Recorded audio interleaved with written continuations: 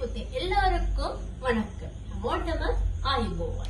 අද අපේ පාඩම තමයි මාස. අවුරුද්දේ මාස 12 දෙමළෙන් කියන්නේ කොහොමද කියන එක ඉගෙන ගන්න එක. මාස වලට අපි දෙමළෙන් කියනවා මාදංග. මාස මාදංග. ජනවාරි. අවුරුද්දේ පළවෙනි මාසේ ජනවාරි. ජනවාරි වලට අපි කියනවා තයි. කොඹු දෙකයි තයන්න. පෙබරවාරි. මාසි. මොකද්ද? මාසි. ජනවාරි තයි පෙබරවාරි මාසි. මාර්තු. මාර්තු වලට කියනවා පංකුනි. මොකද්ද? පංකුනි.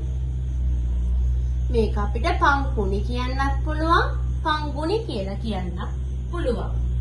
අප්‍රේල්. අප්‍රේල් වලට කියනවා පුතේ සිත්තිරේ. මොකද්ද? සිත්තිරේ.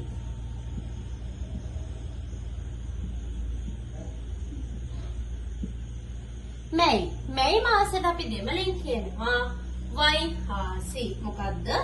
වයිහාසි. කොඹු දෙකයි වයන්න. වයිහාසි. ජූනි. ජූනි වලට දෙමළෙන් කියනවා ආනි. මොකද්ද?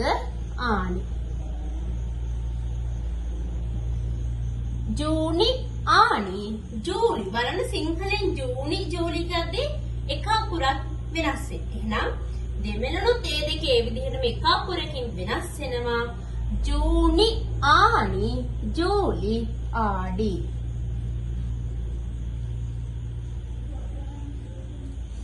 අගෝස්තු. අගෝස්තු වලට අපි කියනවා ආවනි. ආවනි. සැප්තැම්බර්. සැප්තැම්බර් වලට කියනවා පුරට්ටාසි. මොකද්ද? පුරට්ටාසි.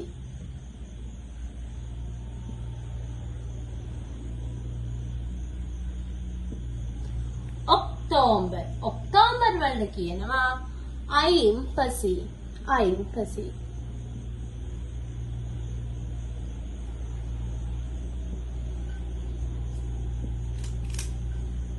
නොවැම්බර්. 11 වෙනි මාසෙ. නොවැම්බර් වලට අපි කියනවා කාර්තිකේ. මොකද්ද? කාර්තිකේ.